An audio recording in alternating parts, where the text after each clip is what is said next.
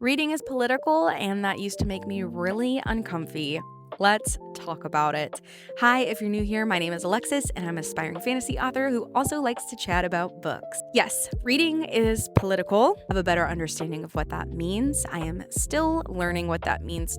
But when I used to hear people say this, I thought it meant something entirely different than what it actually does. I used to think it meant when I sit down and I read a book that I need to have some sort of light bulb moment at the end, and maybe I need to pick up a poster and go to a protest about something. And so when I would sit down and read books and then I didn't feel that way, I was very confused. I've come to realize that's not what that means. It's the acknowledging that the different authors who write books are shaped by their societies, by their experiences, by their privilege or lack thereof.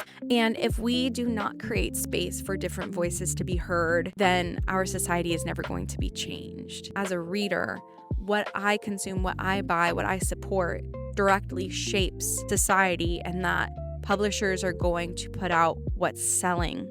And so if I'm only buying books from white authors, that's all they're going to want to represent. I think for a lot of us who have a lot of privilege and have not had to think so deeply about some of this stuff, it's really easy to hear something like reading is political and then making it what it's not, when really it's who's on my bookshelf, who am I supporting, how am I being intentional, where am I spending my hard-earned money, what's the ripple effect of that. Now that I'm having a better understanding of this, I really do try to make an intention to support BIPOC authors, queer stories. I actually just read my first sapphic romance a couple of months ago. That was the first time I'd ever read a sapphic romance. And I was like, oh, well, those stories just aren't for me because I'm a heterosexual white woman. But you know what? It's been one of my favorite stories this year. And I think it helped me have a better understanding of a relationship that does not look like mine. And I think that is invaluable. When we consume other people's experiences, it betters us. It betters us and it betters our society. So when you hear reading is political, it makes you uncomfortable, I want you to think about it like this.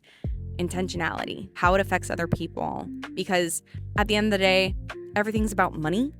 And if we are spending our money on stories that sound like ours or don't cause friction, then we are shaping our society to be an echo chamber of all these same things. I'm not saying don't go pick up comfy read from an author you adore, but I am saying make room on your shelf for something different. I do think it's really, really important that we give more consideration to this, especially as someone with privilege, because we have this power and we have the power to shape our society. That's my take on it for now. I'd love to hear your thoughts in the comments. Please keep it respectful, keep it kind. Let's make sure we're not living in an echo chamber. I want to hear different voices in the comments. So I look forward to hearing what you have to say.